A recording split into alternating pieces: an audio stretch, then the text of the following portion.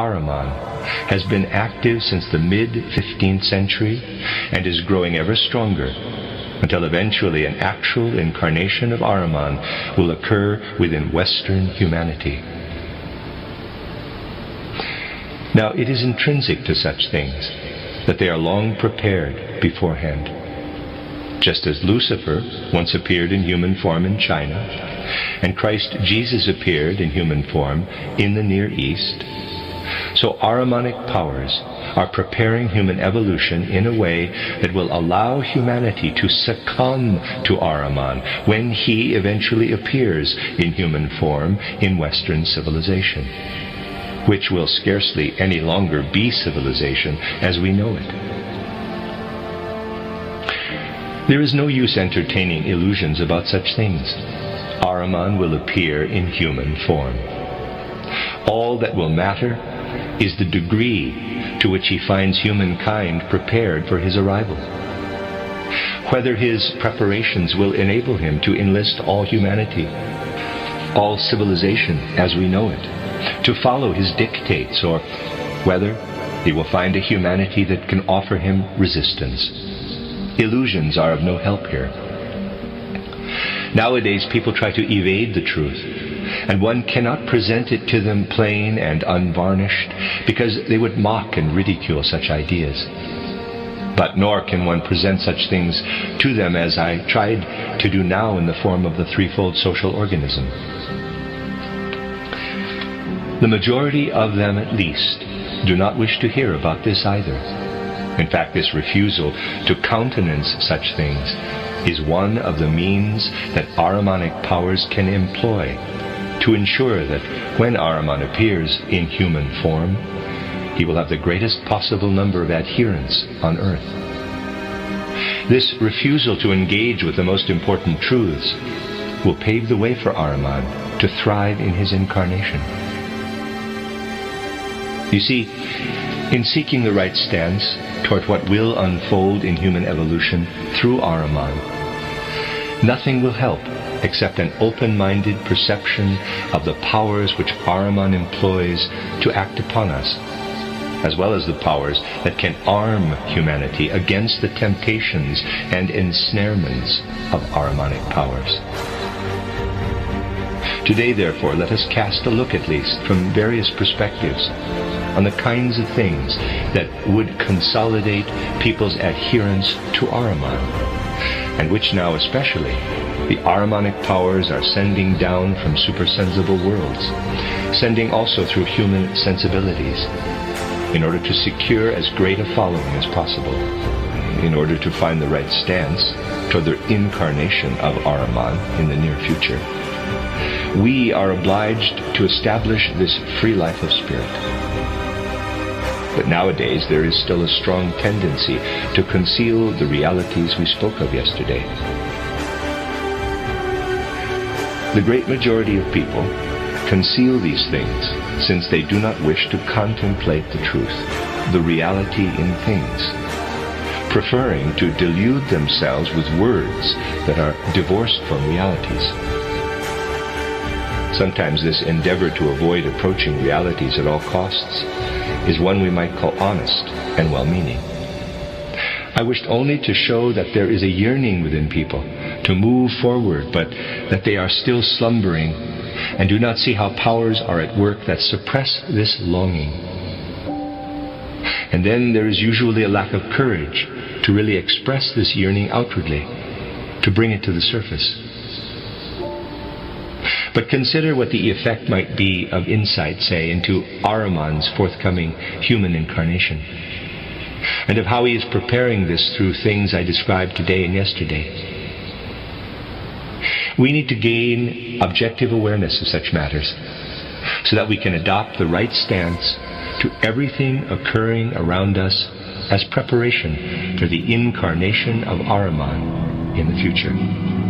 Yes, we have to shed a good deal of our subjective inclinations, a good deal of what we feel naturally drawn to, which we consider to be pious or clever. Of primary importance today is for us to develop an all-round sense of the truth, and for this, courage is required.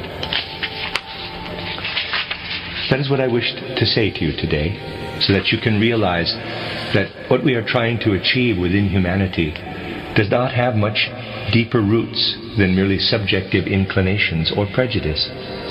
It is read from the signs of the times as something that must be undertaken. It has been a relatively long time since we met together here, and I was very concerned today to say what I now have. I hope that we will have a further opportunity to speak about such things again in the not-too-distant future.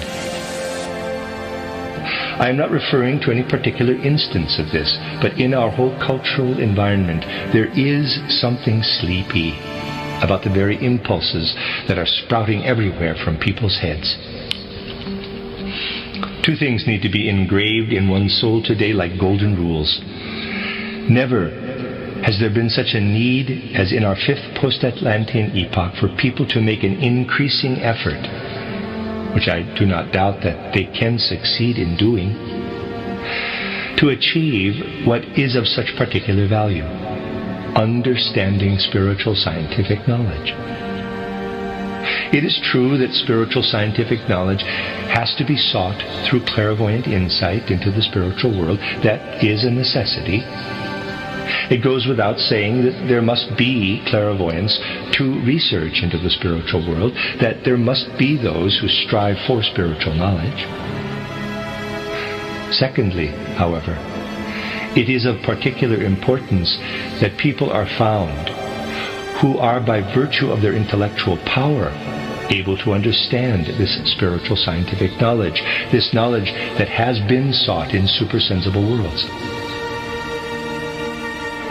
The rational grasp of spiritual science is vitally necessary today, for it is the means whereby the opposing cultural forces are overcome.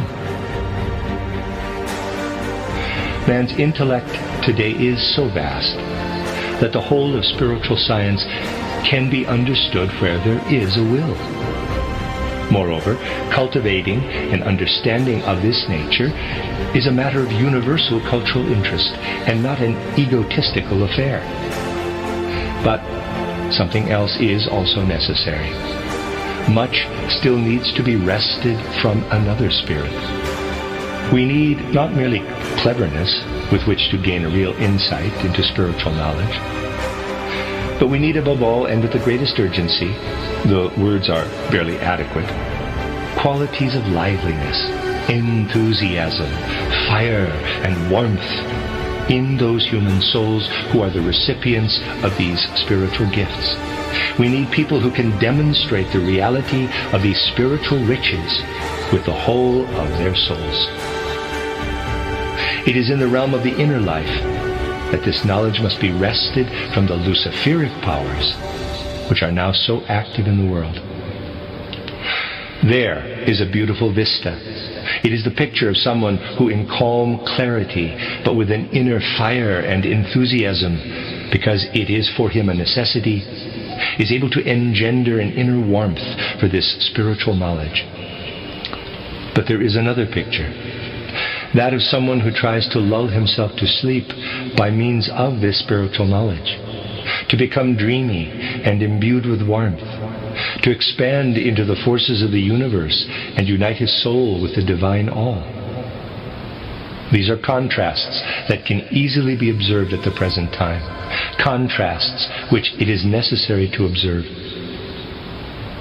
For it will not be easy to incorporate what we receive from the Spirit into human culture. And yet this must be done. Human culture needs it. People will not only have to learn to think very differently, they will also have to feel and experience things in a different way. The institutions and ideas, especially the social ideas people have today, are abstract and crude. They are clumsy in the face of the complexities that are lying ahead. And because people are not able to have ideas or concepts about the true nature of things, they are sliding more and more deeply into chaos. The events of the war make this quite clear. Chaos is arising because reality has changed. Reality is becoming fuller and richer than anything people are able to think of or create in their heads. And we shall have to be clear in our minds that we are faced with a choice: to go on beating each other to a pulp, shooting at one another in the way we do now, because we do not know how to bring order into the world, or start to develop concepts and ideas to match the complexity of the situation. A spiritual movement must exist where people seek to develop concepts which meet the real situation. There will be vast numbers of people in future who want to stick to the rumblings of the past. Today they are still in the minority. Their concepts, ideas, and actions will be based on the outside world around them, and on the fact that their bodies are being filled with the Ahrimanic spirit which wants them to form such ideas. We should not fool ourselves, for we are faced with a quite specific movement. At the Council of Constantinople it was decreed that the spirit did not exist. It was dogmatically stated that the human being consisted only of body and soul, and it was heresy to speak of a human spirit. In the same way, attempts will be made to decree the soul, the inner life, as non-existent. The time will come, and it may not be far off, when quite different tendencies will come up at a congress like the one held in 1912, and people will say, it is pathological for people to even think in terms of spirit and soul. Sound, in quotes, people will speak of nothing but the body. It will be considered a sign of illness for anyone to arrive at the idea of any such thing as a spirit or a soul. People who think like that will be considered to be sick, and you can be quite sure of it, a medicine will be found for this. At Constantinople, the spirit was made non-existent. The soul will be made non-existent with the aid of a drug.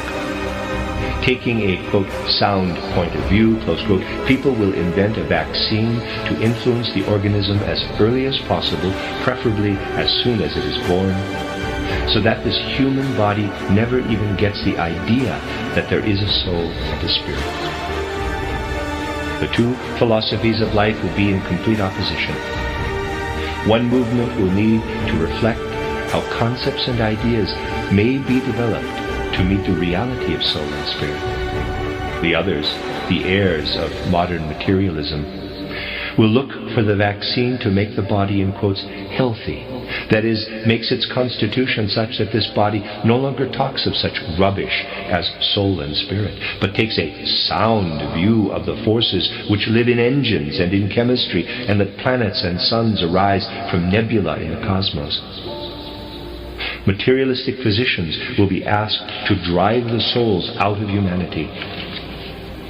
People who think that playful ideas will help them to look ahead to the future are very much mistaken. We need serious, profound ideas to look ahead to the future. Anthroposophy is not a game, not just a theory. It is a task that must be faced for the sake of human evolution.